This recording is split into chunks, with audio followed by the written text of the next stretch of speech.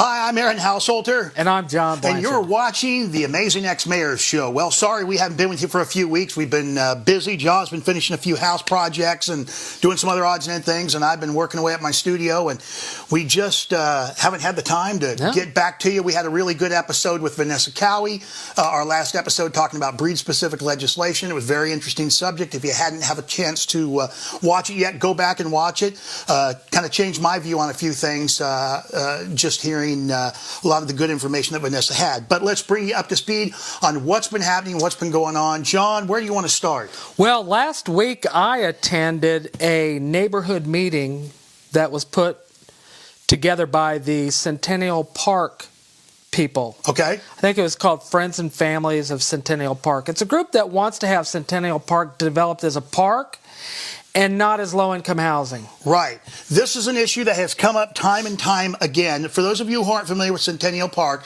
it is the park that is over kind of behind Hickory Hut and some of the restaurants there.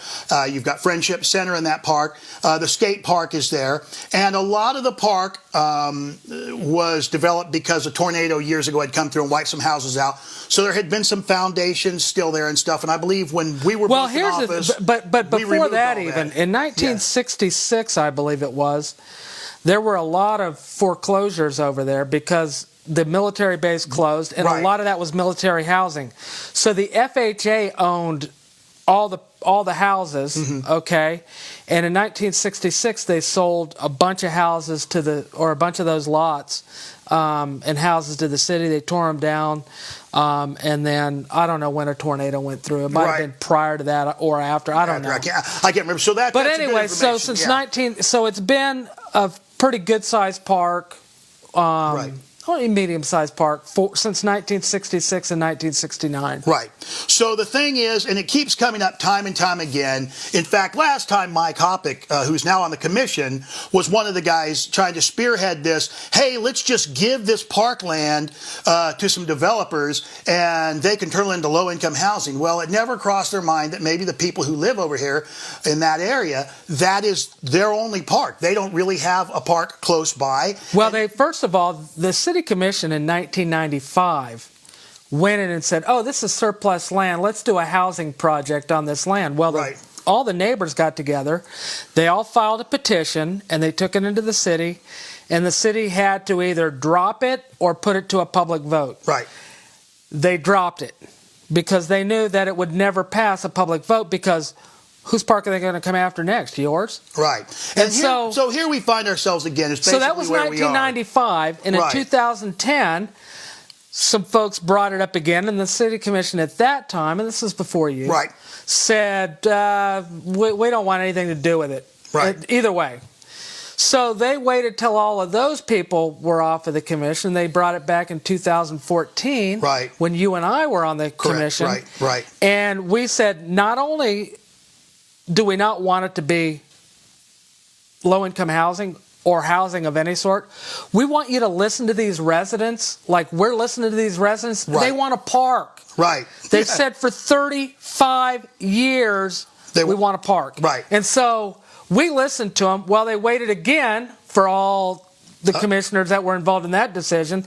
And Mike Hoppock brought it up again that, hey, Let's do this thing. And in fact, he sent me an email back in 2015. Oh, I'm disappointed that you guys didn't let the developers have that park. Right. And I had developers and builders all lined up. Here's my question.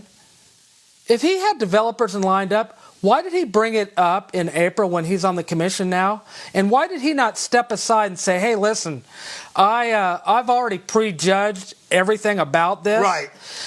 But it's those conflicts of interest that these guys don't get. It's doing favors for their friends. They would rather listen to their friends who want free land for housing versus listening to the residents that say we want a park. Here's what I think. The outcome of that meeting, great job, Centennial Park people. They showed up, and there were kids that showed up and said, listen, don't move our skate park down to Kenwood Park. We want it here. Right. So two things came out of that meeting. I think they're going to. I think the city commission, the city manager would be wise to make sure that if you're going to build a new skate park, build another one, but don't take the one out of Centennial Park. Right. Second thing is, forget forever this housing boondoggle in Centennial Park. Right. And for God's sakes, all they've been asking for the last 5 years is, can we just have a gravel walking trail around the park like Jerry Ivy has? Because there are no sidewalks in those neighborhoods. Right, right. And the city can't even do that. Right. So we're too busy spending money in everybody else's area of town. Meanwhile, well, you know what's funny? These people are paying taxes. Exactly. And getting nothing for their thing. You had talked about a housing development perhaps on some land that was over by Glennifer Hill. Hey, listen, if you're going to give land away, if you're going to give city land away, give Glennifer Hill Park. It's the same acreage. Right. It hasn't been a city park. I think it's been a city park since 2012. Right. It used to be a park playground. The only thing over there is a ball field right. That's all weeds. Right. And a playground. Right. Well, there's a playground planned for Indian Rock Park. Right. So the thing to keep in mind, we won't get too much into the details, but basically Glennifer Hill has Indian Rock Park. Right. It's got Lakewood Park. Yeah. I mean, it's got these other parks all within a block or so walking distance, whereas Centennial Park has nothing. I mean, clear over to Sunset but Park. hey, Those, yeah, but they're, that's lower income. So listen, what do we care? I'm going to tell you, All know right, what? we're beating it this probably dead horse. doesn't have anything at all to do with it, but it might. Right. Is that those kids would go to, the low-income kids Right. would go to Meadowlark. Right. But that's true. That's probably not why they don't want it there. Wouldn't want anything like that to go So on. anyway, so it's time we start listening to citizens. So keep in mind when you're voting, one of the supporters of that is Carl Ryan. He, of course, his wife is a real estate agent. They continue to vote on projects that his wife is involved in. Mike continues to vote on projects that his company does title services for in the real estate transactions. It's just continuous jive. Now, Mike isn't running this time, but you can boot him out of office next time, just like you can do Carl. Never seen a project I don't want to spend dollars on. Ryan. That guy is like every time there's a project, he's like, yeah, spend the taxpayers' money. And he was quoted as saying what? He was quoted as saying, I'm not sure we're paying enough sales tax. We might want to relook at raising the sales tax. I think we got some room. And property you don't think tax. So? Go look at Salina Media Connection. The candidate interviews, Carl Ryan says it right near the end of his interview. Yeah, there you go. So let me just say this, and we'll transition this into something else. And that is, when the people at Centennial Park said, hey, we want some of these things that are in this park's master plan. Right. The mayor was there, Trent Davis, and he said, well, money's going to be a little tight. These guys, these are the guys that gave $500,000 for a low-income housing project with the Lee Building. Right. And you don't have to pay it back. These are the guys that spent $1.4 million on overhead artwork. Oh, I'm sorry. Traffic calming devices. Yeah. And those stupid light fixtures that people keep running over. They think they're bowling pins. I know. Let's talk a little bit about the But here's the thing. Yeah. And last week, they gave $75,000 to replace the roof at the old Masonic Temple. Now, here's the thing. How many people that live around the Masonic Temple need a new roof? Right. And if they don't put a new roof on their building, the city's going to come by and tell them, you need to put a new roof on here. And then, if you don't pay your taxes so that we can give your money away so that those guys can fix their roof, then we're going to take your entire house and all your property. And auction it off. So I think regardless of where you are on the Masonic Temple, I like the old building. I do too. But I think people need to really take a closer look at what is the proper role of government. I don't have enough money to fix the roof on my house, but you're going to take my tax dollars and give it to somebody else to fix their roof. Right. And then so now, because my property taxes keep going up, I don't have the money to fix my roof. Right. If you would just, maybe let people keep more of their own damn money, they can fix their own roof. This goes back to another discussion in an old video we had about districting Salina. You basically have 4 people on the commission currently who live up in the Hill area. And I'm not saying that they can't understand a little bit of how the financial stuff goes in this community, but they seem to be spending money on a lot of wants and not a lot of needs for the community, and the few wants that they have seem to be going to certain areas and certain friends and certain donors of those, while meanwhile places like Centennial Park get left behind. What we're looking for is leadership that can take a full view of Salina. We've paid for plans, we've paid for studies to look at how to make our community more balanced and evened out, and that's what we need, is leadership that can do that. Carl Ryan is not that guy thus far. You know what? They're out of touch, and I think it's as simple as saying, know who your citizens are. Right. We are a working class community. Well, you know, what's funny in Carl Ryan's thing he was talking about, he says, I value the, what's he say, the citizens or whatever. Yeah, he values them all right. He values his donors really high and uses your tax dollars to pay for their projects. And he values the people around Centennial Park and most of the working class in this community very low. Well, he couldn't even... He does have a value for you. It's just very low for 95%. Well, and the value for Centennial Park was zero. Right. He didn't even show up. Right. But, you know, I'll give it to the city manager. He showed up. Right. Trent Davis, he showed up. Right. Melissa Hodges, commissioner, she showed up. Right. As far as candidates go, I was there. Right. And James Bowden was there. Right. Right. Okay. I'm not saying nobody else cares, because I think they do it. But you know what? Carl is the one guy that consistently doesn't show up, and yet he's the guy that says, oh, I listen and take input from citizens and everything. Right. You know what? That's a bunch of bull crap. Right. That guy hasn't listened. We're talking about a sexist, racist, I mean, all the things that he's had under his belt since he's been mayor. Bringing back dignity. He's a child of the 60s, man. Just peace and love and everything. Yeah. You guys got to read his press release. It's ridiculous. And the reason we're hammering on Carl so much is because the Rumble in the Jungle is happening Thursday on KSAL. KSA 1150 on your radio dials. That's right, AM.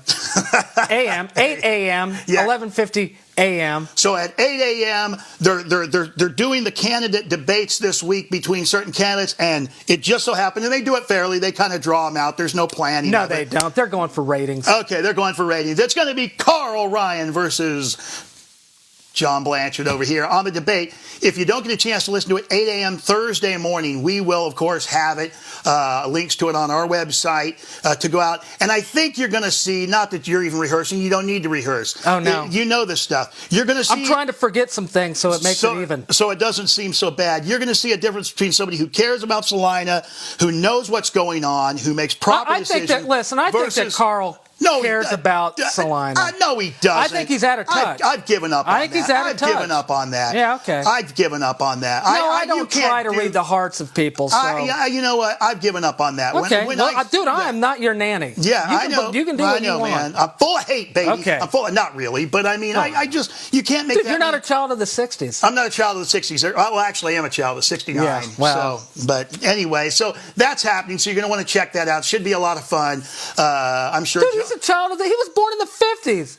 Oh. The dude's a liar. Child of the 50s. Don't let the Grecian formula fool you. He's got gray hair. Yeah. So anyway, I don't know if they use Grecian formula, but... Dude, I think it's shoe polish? I think he's like the Salina Journal. He buys it by the barrel. By the barrel? Yeah, it could be. So what else is shaking? The downtown, we talked a little bit about that. Right. I got to say, other than the overhead structures, which was just a colossal waste of money, and even you and I were willing to say, okay, look, I don't like them, but if they just do the one on the ends, okay, I can live with it. But then they did the other two, and it's just, it's hideous. Well, it's the overhead structures. But as far as everything else go, here's the thing. It's looking good. I think a lot of it's looking good. It looks good. I just have to chuckle, though. Right. Because most communities will remodel and update every 10 or 15 years. Right. We wait every 45 years, and then we finally take care of something. Right. And we, have progress parties, and it's transformational. Yeah, right. Yeah. I hope someone calls in and asks Carl about, hey, can you explain transformational to us? And he can say spitting into... Yeah. Well, it's not like spitting into a pond, but it's not as hard as trying to put water through the eye of a needle. That's a genuine Carl That Ryan is a quote. It's like, I have no idea what he meant. Who knows? But hopefully someone will, maybe I'll ask him, hey, can you explain what transformational means? Yeah. But anyway, so given the rain and given a lot of what's going on, they've been doing a good job. I got to say, it's... who's this? The contracting company is... I think it's Smoky Smoky Hill, right? Yeah.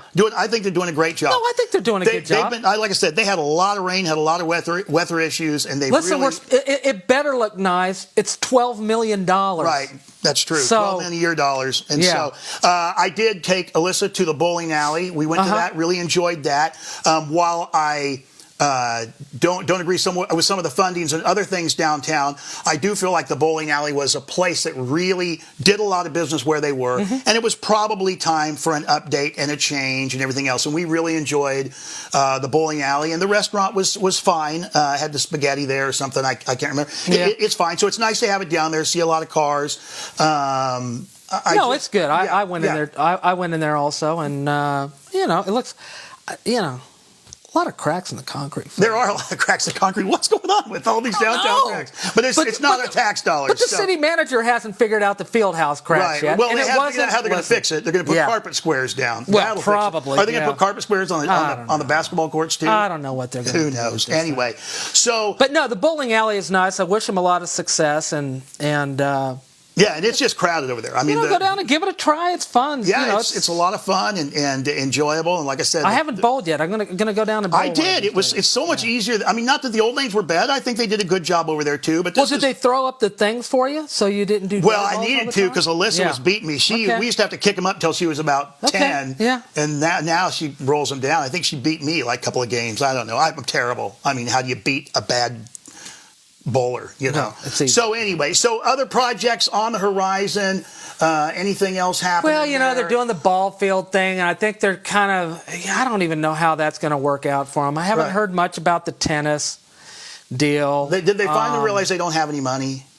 I don't think they figured that out yet. I mean, I'll tell you.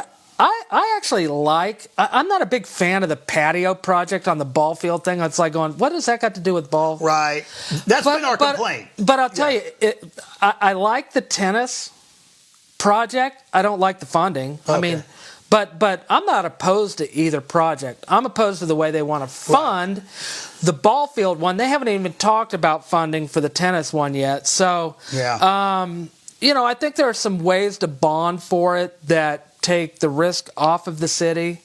I'm willing to look into some of those things. I just don't want to put taxpayer dollars at risk.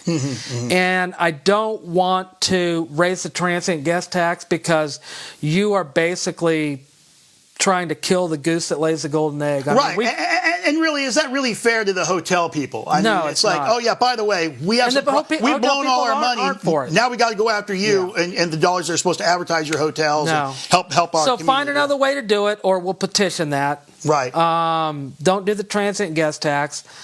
Also, get a project that's more feasible. And maybe staged. You know what I mean? Face the project. Yeah. But I mean, I'm not opposed. I think it's great that people want to chip in. Right. But, find a better way to fund that thing. Right. Other things, water treatment plant down south is going along. Listen, we're getting soaked. I mean, that thing, it's done. I think they're gonna really regret having spending done that money. Because people, your water bill is going to go up over the next 10 years, probably 40 to 45%. Right. So, and it's just we keep repeating this over and over again, and I don't know if you get tired of hearing it, but I get tired of saying it, and that is your bills are going up, and they're not for the things that you want. Right. Nobody knows how to spend your money better than you. Listen, the government sure as hell doesn't, and we've got to get people in to turn this around. And I heard a good speech from a politician the other night, and who shall remain nameless, but basically said, look, this stuff doesn't get turned around. Like, you're not going to elect John, and it's magically going to happen overnight while he's there. So I think some big changes can happen right away, but you're going to need to give it some time, keep putting these people in office and curtailing some of these expenses and get some of this stuff paid off, which is what we tried to do when we were in office before. Right. We tried to build up our fund balance. We tried to fix our roads. We tried to do we were putting money into the general fund, and then these jokers come in and give $500,000 away out of that fund. Right. For their friends. For their buddies, And it's like, my God, that's not what we do it for. But we need folks that are going to say no to a few things, that are going to say, you got to say yes to the things that have to be fixed and maintained. Right. And I think you're looking at a more balanced government that's going to look at the community as a whole.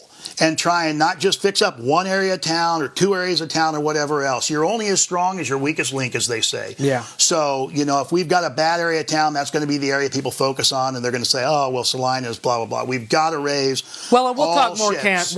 more campaign and some videos to come. Yeah. So that's just kind of bringing you up to speed. Sorry, it's a little long-winded and boring and whatever else, but the same things are taking place. You just need to kind of keep your eye on them, and I know you get busy and you don't get a chance to kind of follow all the news. Right. Hopefully we can fill you in a little bit with it. Make sure you share the videos.